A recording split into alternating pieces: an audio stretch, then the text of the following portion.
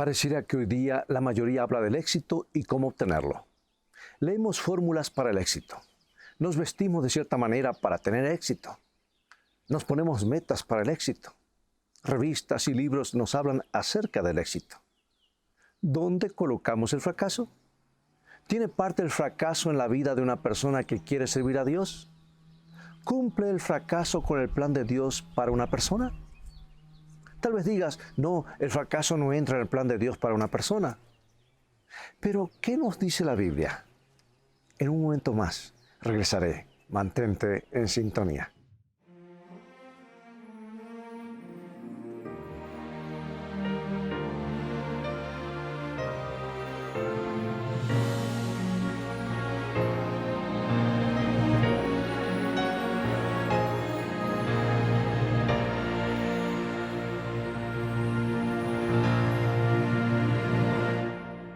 Para dar un vistazo al fracaso desde el punto de vista bíblico, quisiera que vayamos a los fracasos en la vida de Moisés.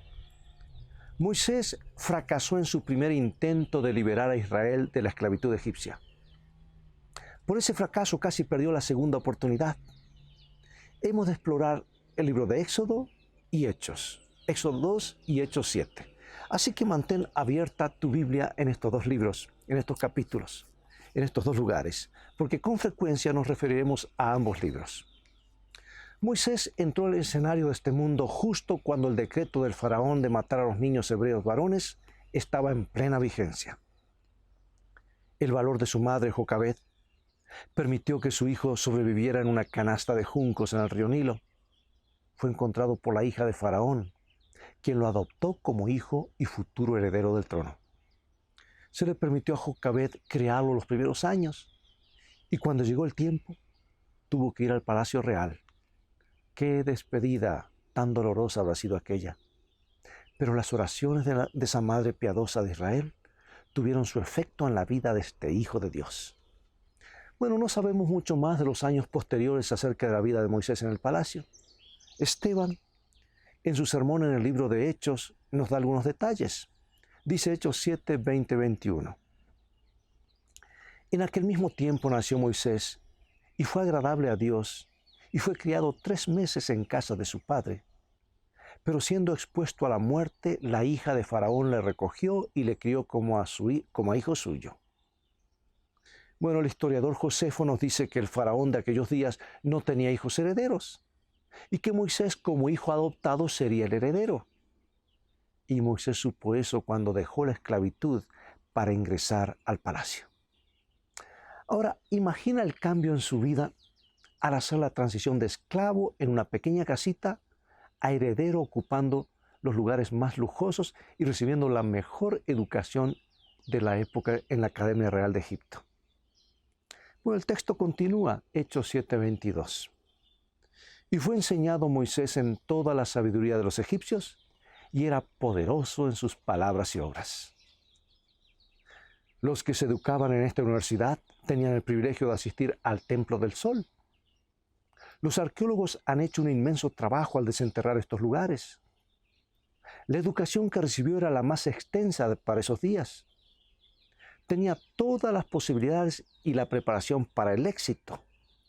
Aprendió los jeroglíficos egipcios, una de las lenguas más difíciles del mundo antiguo, la cual consistía no en caracteres, sino en cientos de figuras y dibujos. Y a veces llevaba a una persona toda la vida para entenderlos. Él aprendió la lengua de los egipcios. Debe haber estudiado medicina, astronomía, química, teología, filosofía, arte, escultura, música y también la literatura de sus días, por supuesto. Llegó a ser, como lo dijo Esteban, poderoso en sus palabras y obras. ¿Sabes que hay historiadores extrabíblicos que nos dicen que cuando Moisés tenía 30 años, ya había dirigido las tropas egipcias en su arrolladora campaña contra los etíopes?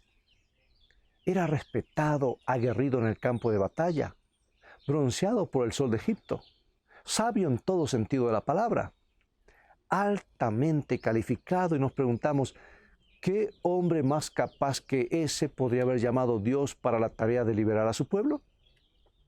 Sin embargo, en esta etapa de su vida a Moisés todavía le faltaba algo esencial que solamente la amargura del fracaso le podía traer. Le faltaba mansedumbre y humildad.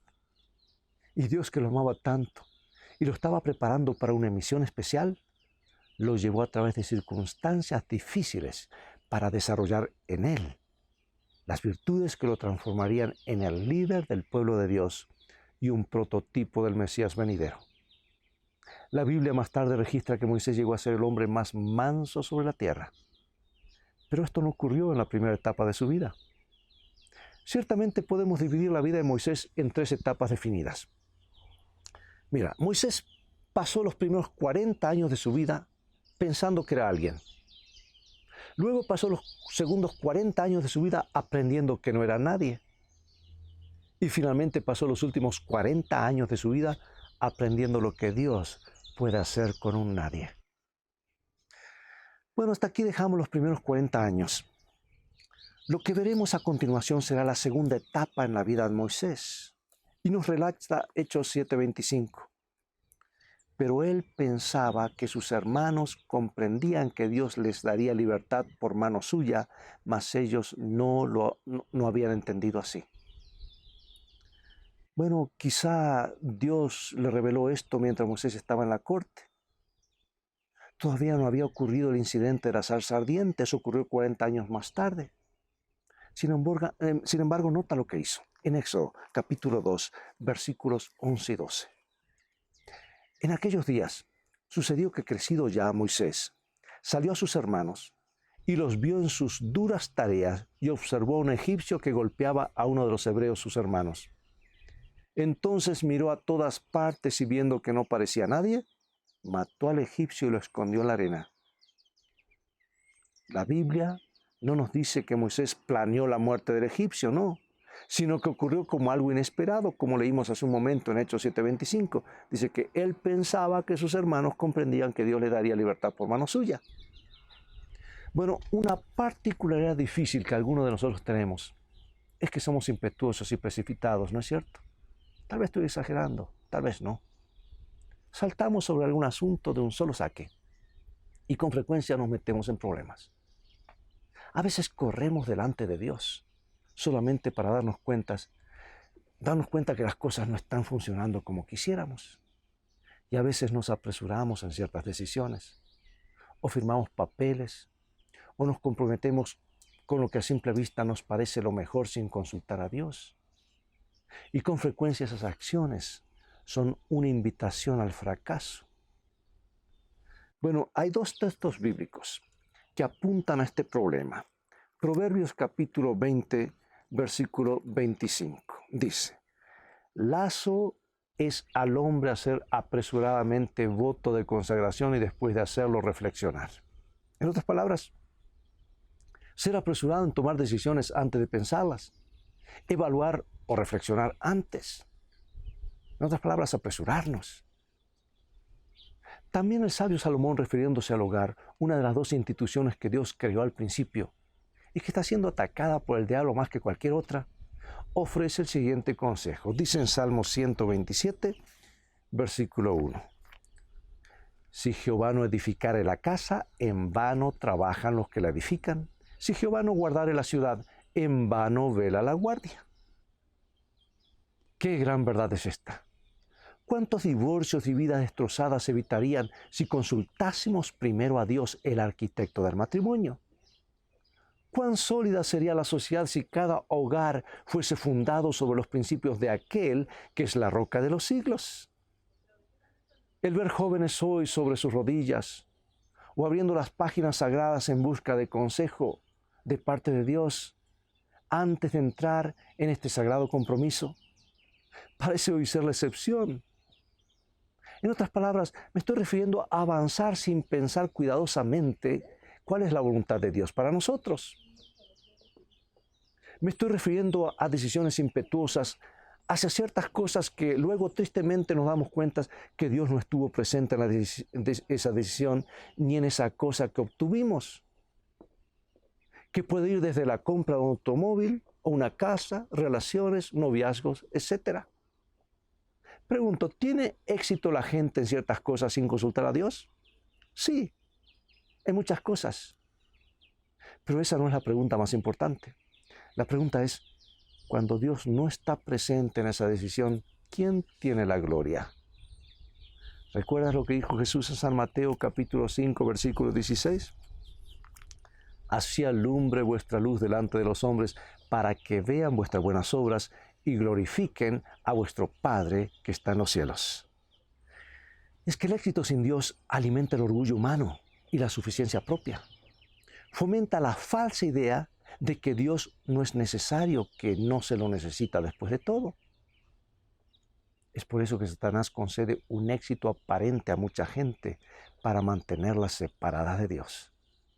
Y mucha de la literatura de nuestros días, muchos videos, muchos recursos, muchos cursos y materiales no solamente promueven la confianza propia separada de Dios, sino que hasta llegan a ser peligrosas para los cristianos.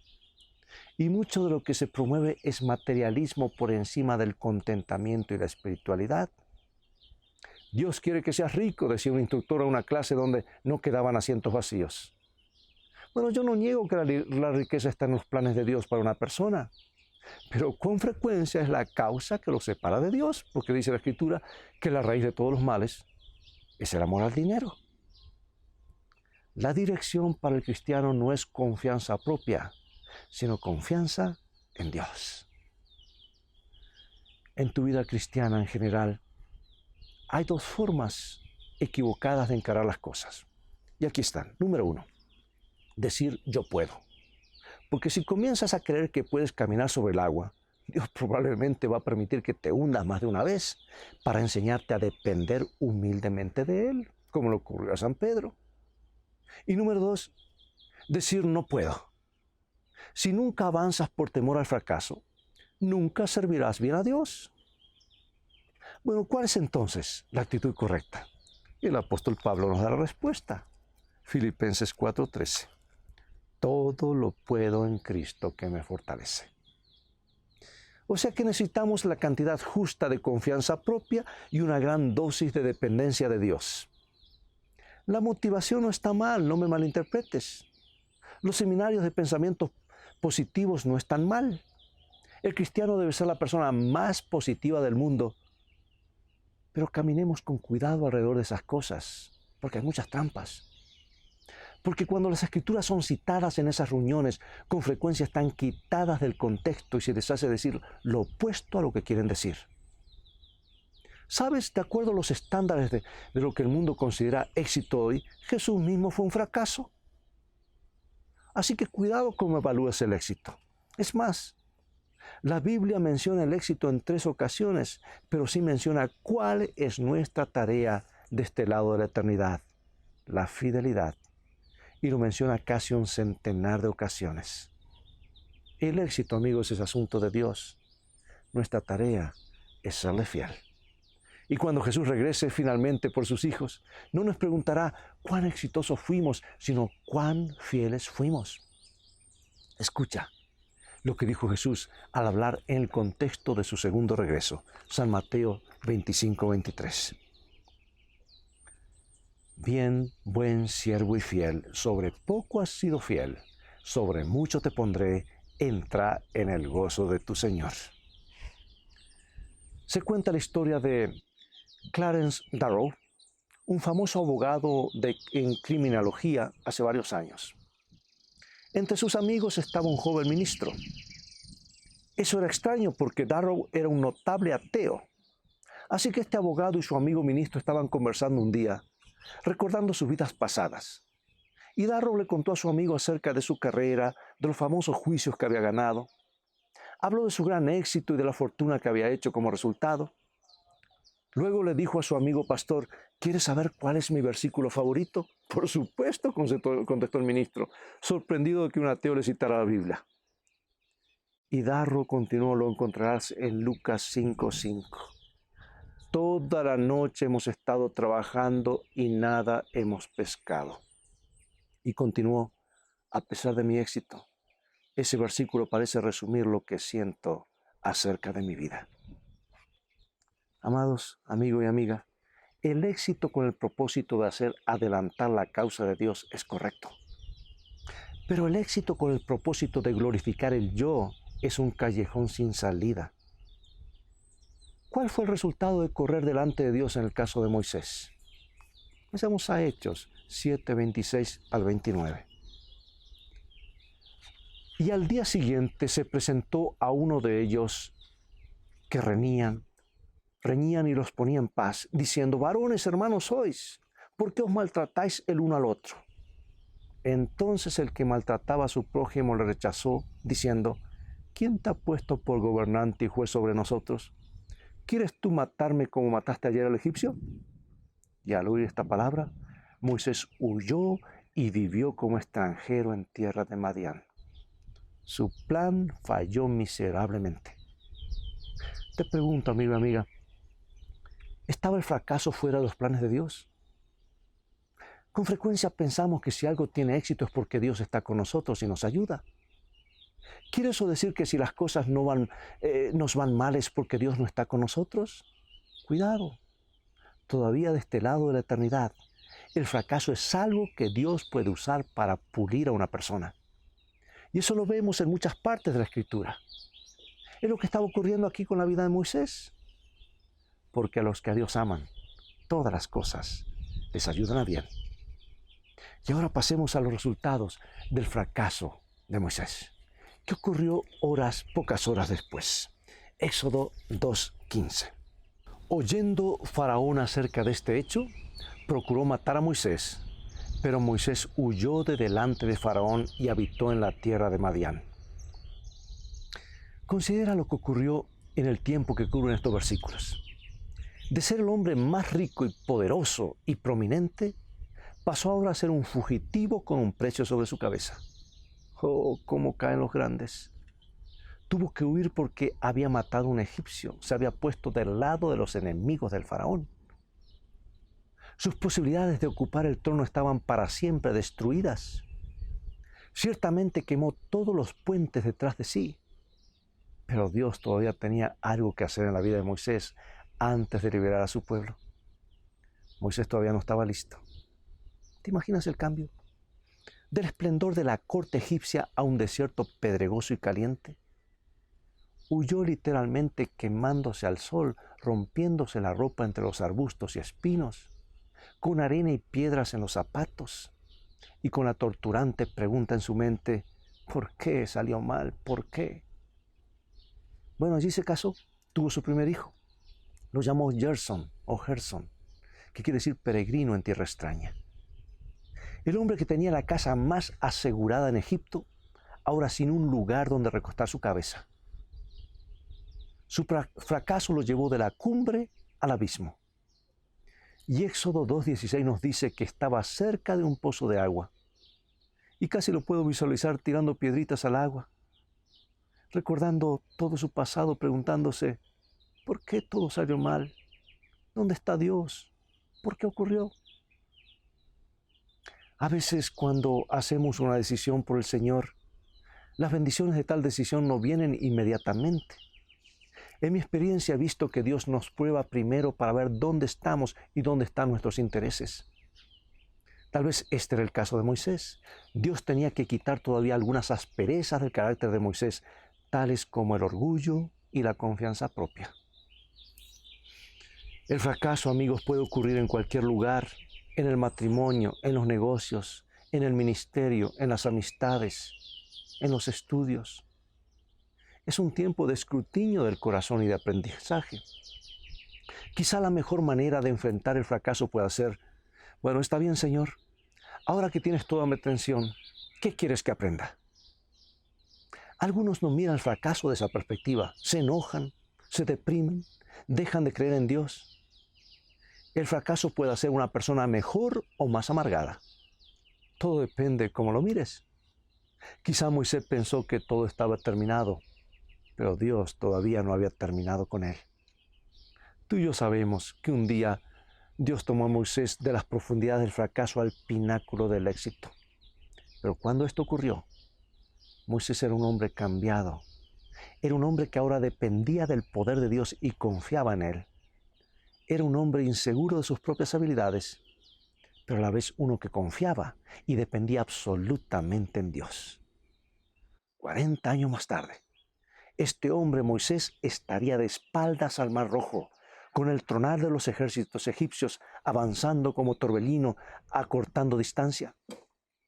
La matanza era inminente. Moisés se levanta y dice: no temáis, estad firmes y ved la salvación que Jehová hará hoy con vosotros. Eso no era lo que decía junto al pozo, donde vio solamente fracasos. Tal vez no haya un texto más claro que encapsula el mensaje que obtenemos de los fracasos de Moisés que el que escribió el apóstol Pedro en su primera carta, capítulo 5, versículo 6. Dice: humillaos pues bajo la poderosa mano de Dios, para que Él os exalte cuando fuere su tiempo. Una gran verdad, ¿no es cierto? Pregunto, amigo y amiga, ¿estás pasando hoy por el desierto espiritual en tu vida cuando parece que todo está acabado? Dios todavía está trabajando en ti, porque a través de ti tiene algo grande que hacer. Es más, considera el simple hecho de estar con vida hoy. Esa es una indicación clara de que Dios todavía tiene que hacer algo en ti y a través de ti.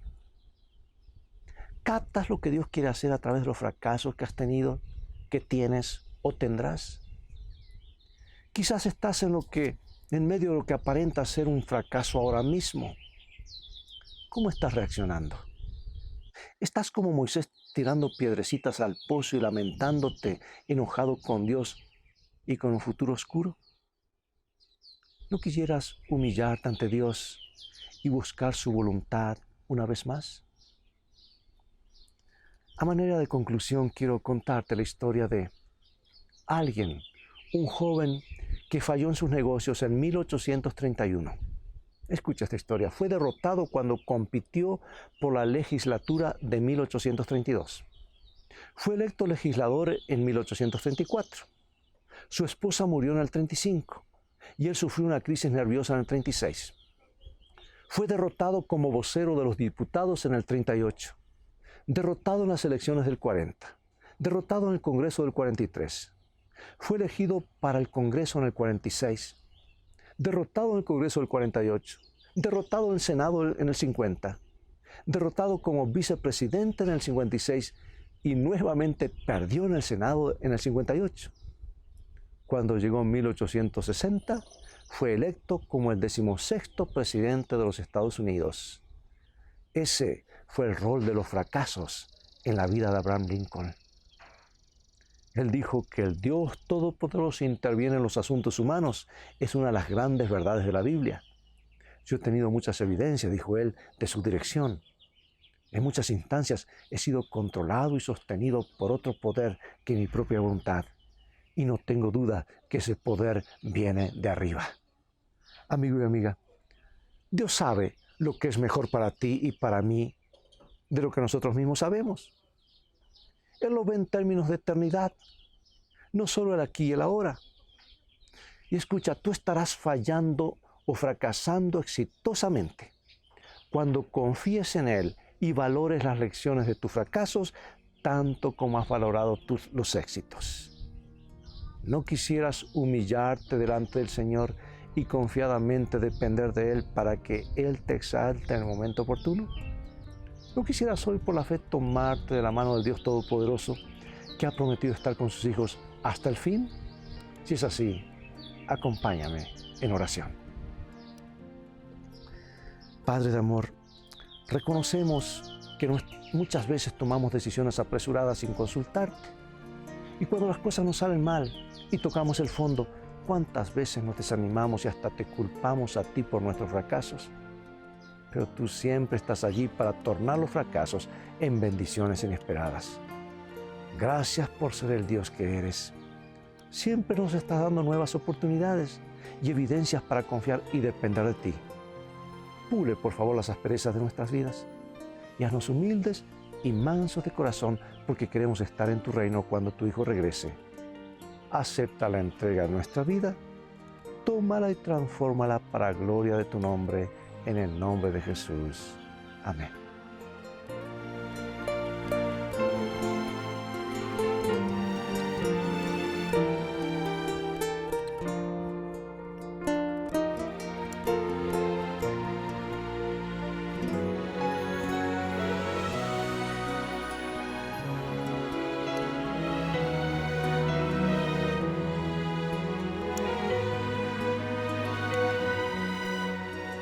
Cuando veáis la enormidad del pecado, cuando os veáis como sois en realidad, no os entreguéis a la desesperación, pues a los pecadores es a quienes Cristo vino a salvar. No tenemos que reconciliar a Dios con nosotros, sino que Dios estaba en Cristo, reconciliando consigo mismo al mundo. Por su tierno amor, está atrayendo así los corazones de sus hijos errantes. Ningún padre, según la carne, podría ser tan paciente con las faltas y los yerros de sus hijos como lo es Dios con aquellos a quienes trata de salvar. Nadie podría arguir más tiernamente con el pecador. Jamás enunciaron los labios humanos invitaciones más tiernas que las dirigidas por él al extraviado. Todas sus promesas, sus amonestaciones, no son sino la expresión de su amor inefable.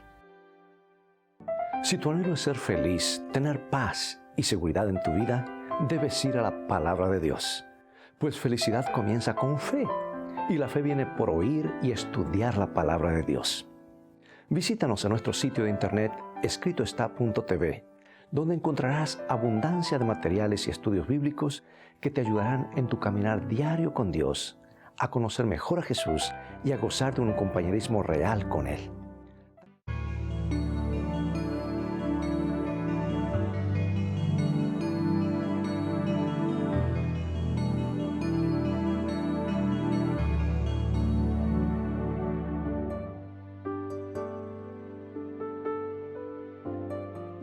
Amigos, es todo el tiempo que tenemos por hoy. Ha llegado el momento de despedirnos.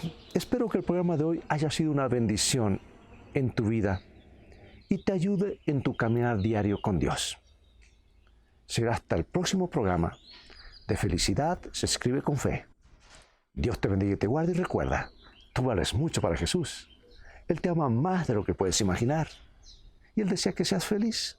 Y felicidad se escribe con fe, y la fe es por el oír, y el oír por la palabra de Dios.